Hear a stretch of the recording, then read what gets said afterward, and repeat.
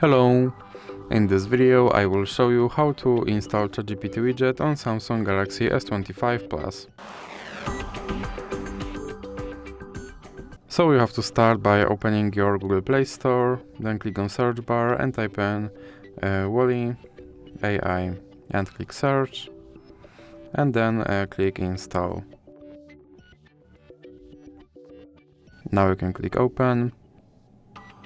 And then click on this button to skip introduction, then click not now, and click open permissions. Now click here to allow this app to appear on top, and now you can go back. Then click start, and as you can see right here there is my Chat GPT widget, and I can open him and I can tell him to do something.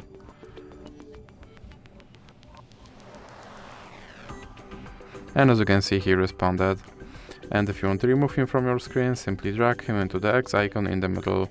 So, that's it for this video. If you liked it, please remember to leave a like and subscribe.